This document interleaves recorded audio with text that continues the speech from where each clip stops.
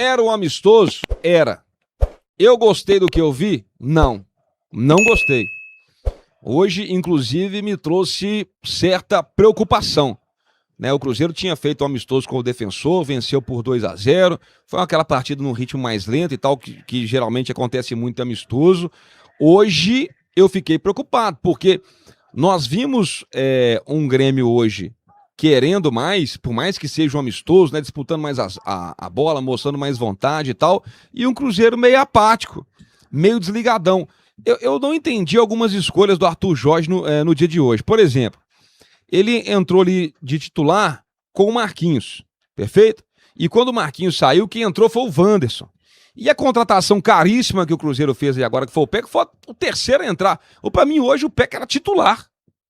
E aí, se ele tivesse condição de jogar 30 minutos, aí com 30 minutos você pôr o Wanderson. Com 30 minutos você pôr o Marquinhos. Porque, mano, assim, o que mais que o Marquinhos tem pra mostrar? O que mais o Wanderson tem pra poder mostrar no jogo de hoje? O William reapareceu nesses últimos 2 jogos aí como titular e como capitão.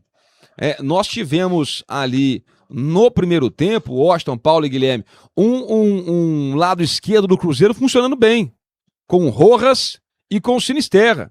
Inclusive a jogada do gol do Cruzeiro nasce por ali. Um cruzamento do Matheus Pereira, o Rojas dá o passe, o Sinisterra faz o gol. Então funcionou, nós tivemos algumas aparições do Sinisterra junto com o Rojas ali pelo lado esquerdo, e o Rojas parece, né, ser um bom jogador. Agora, tem algumas coisas, gente, que tá claro que não tem como. O Matheus Henrique é um bom jogador? Ele é um bom jogador. Ele consegue jogar de primeiro volante? Não consegue. O Matheus Henrique não é um jogador de marcação, ele não é o cara da contenção, ele não é o cara do primeiro combate.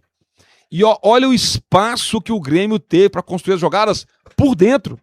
O Grêmio não precisou nem dar muita profundidade pelas laterais no primeiro tempo com o TT e com o Amuzu, porque tinha espaço por dentro. Porque nós tínhamos ali o Matheus Henrique e o Gerson. Quem que é o cara da marcação nesse time? Não tem. Então o Grêmio se sentiu à vontade. Por isso que teve mais posse de bola, teve mais oportunidades, né? Levou mais perigo à equipe do Grêmio. Falta esse jogador do combate ali no meio campo, que era o Romero, que entrou no segundo tempo, mas entrou mal também, até porque mexeu o time inteiro, saiu um time, entrou outro time, né? Aí virou uma verdadeira bagunça. Eu tiro, assim, de pontos positivos a participação do Sinisterra. Eu achei que o Sinisterra hoje, ele quis bastante, ele procurou o jogo, ele chamou a responsabilidade. Eu senti o Matheus Pereira, embora ele deu um passe sensacional ali pro Rojas, mas um pouquinho sumido do jogo, apagado, assim como foi o Gerson. Outra coisa que eu fiquei preocupado, o espaço que nós demos dentro da nossa grande área. A última linha do Cruzeiro hoje sofreu. O gol do Nardoni, que foi o segundo gol, ele cabeceou sozinho, não tinha nem marcador próximo do Nardoni. E algumas coisas continuam sendo problemas crônicos do Cruzeiro. Quer que eu vou te falar aqui os problemas crônicos do Cruzeiro? Um time que tem uma dificuldade extrema de fazer o gol. Hoje nós tivemos o Caio Jorge, perdeu uma chance importante, o Sinisterra perdeu, que é quando você cria uma oportunidade de ir lá e fazer e não faz. E aí o outro adversário vai e faz. Um outro exemplo disso, 2 pênaltis perdidos pro Cruzeiro. O Grêmio teve um e fez.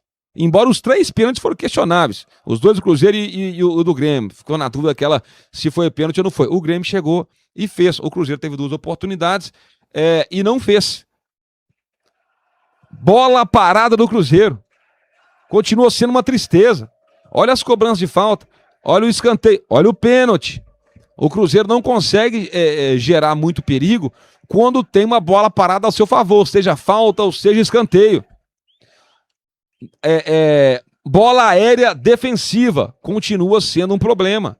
O Cruzeiro continua perdendo a maioria das jogadas quando é bola aérea no seu sistema defensivo. Então eu falei aqui de bola aérea, eu falei de bola parada, eu falei da dificuldade que o Cruzeiro tem para poder matar o jogo, falei do espaço que nós demos no meio campo, que a gente não tinha jogador de marcação, e foi por ali que o Grêmio construiu a sua jogada.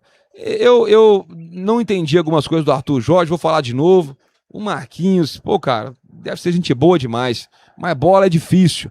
O Wanderson que entrou, também eu não entendi ali, cara. São jogadores que a gente já a gente já sabe até onde pode render. Aí o Arthur Jorge deu uma oportunidade. E aí, quando a gente faz as alterações, que tanto o Cruzeiro quanto o Grêmio mudou ali o time todo, né? Aí ficou um pouquinho bagunçado e o Cruzeiro tendo oportunidades perdidas de pênalti que depois o Grêmio não acabou perdendo. Vamos falar rapidamente aqui dos caras que entraram. O Caio Moraes, não dá para poder analisar porque foi pouca participação do Caio Moraes. O Fagner, ele até que teve umas 2, 3 participações boas ali pelo lado direito, protegendo, deu um cruzamento importante. O João Marcelo e o Vidal também não tiveram tempo, né, para poder mostrar alguma coisa. O Bruno Rodrigues deu até um bom passe, né? Pro PEC. Pro PEC, mas o Bruno Rodrigues, cara, pô, eu queimei minha língua com ele, tá? Queimei minha língua com o Bruno Rodrigues, um cara que eu pedi tanto, mas hoje eu acho ele bem abaixo. O PEC, eu gostei dos minutos que o PEC teve em campo, porque ele mostrou personalidade. Eu falei aqui na transmissão, o PEC pegou as duas bolas ele pegou e foi pra cima. É claro que não tem como em todos os lances você pegar e partir pra cima e se aguenta, às vezes tem que pegar, tocar pra trás, construir a jogada, trabalhar mais a bola, valorizar mais a posse de bola. Mas o cara da beirada, ele tem que fazer o X1, irmão. Ele tem que ir pra cima. E o lance do pênalti foi assim. Ele passou por um, passou por dois, tomou uma carga ali, se foi pênalti ou não foi outra história, mas sofreu o pênalti e teve personalidade. Ainda pegou a bola, passou debaixo do braço, falou assim, ó, eu sofri, deixa que eu vou bater, só erra quem bate, acabou errando ali o PEC, e você pode voltar na live aí, na TV Cruzeiro, do Metrópolis, quem transmitiu, na hora que o PEC, antes do PEC chutar o pênalti, 4 jogadores do Grêmio já estavam, não é que tinham pisado, já estavam dentro da grande área. Então o juiz poderia ter voltado o pênalti ali, acabou não voltando. Mas, enfim, só uma observação. Assim, no geral, é um amistoso? É pra preparar? Mas a impressão que o Cruzeiro deixou hoje foi ruim, tá? A impressão que o Cruzeiro deixou hoje, pelo menos pra mim, foi péssima. Um time desligado, que continua tendo os seus problemas crônicos de saída de bola, de errar muito passe, de ter dificuldade de finalizar, de ter dificuldade na bola aérea, de ter dificuldade na bola parada. E quando faz alterações, insiste com alguns atletas aí, cara, o torcedor, ele já não tem paciência mais. Pra poder fechar o comentário. Aí fica pra diretoria e departamento de futebol do Cruzeiro. Esse elenco não dá conta, gente. Se vocês querem Libertadores, se vocês querem Copa do Brasil, e se vocês não querem passar desespero quando voltar o Cruzeiro agora, o Cruzeiro precisa contratar. Nós trouxemos o Rojas, mas o Kaique saiu. Nós trouxemos o PEC, mas o Christian saiu. Então nós, por enquanto, nós tampamos um buraco, repomos, a gente fez a reposição do que saiu. O Cruzeiro ainda não reforçou o elenco. Sabe, a gente vê, falta um primeiro volante, falta mais um lateral, né, ali para poder jogar tanto pela direita quanto pela esquerda. O Cruzeiro não tem mais um meia de criação, falta um atacante, falta para mim mais um jogador de beirada. Então, assim, 5, 6 reforços na minha cabeça pra gente poder chegar tranquilo até o final da temporada. Porque senão nós vamos passar dificuldade. E aí, se isso acontecer, mas nós tivemos que priorizar, nós tivemos que fazer isso, aí a responsabilidade é toda da diretoria do Departamento de Futebol do Cruzeiro. Porque nós começamos esse ano de novo errando, mantendo treinador que não era para manter, fazendo contratações que não era para poder fazer, demitindo um treinador e início de temporada desperdiçando o início de um planejamento, de uma pré-temporada, aí traz um outro treinador, aí muda a filosofia, aí agora todo mundo sabe que tem quanto tempo nós estamos esperando essa janela abrir para poder contratar, e não contrata. Aí fica difícil defender. Nós todos sabemos e vimos aí quais são as carências que o Cruzeiro tem no elenco, né, de formação do elenco, e as carências que nós temos de estrutura de jogo. E os problemas permanecem. O problema que não é resolvido continua sendo problema. Dito isso, mais 10 dias aí agora para o Cruzeiro treinar e tentar mudar e fazer algo diferente. A impressão que o Cruzeiro deixou no jogo de hoje não foi ruim não, tá? Foi péssimo.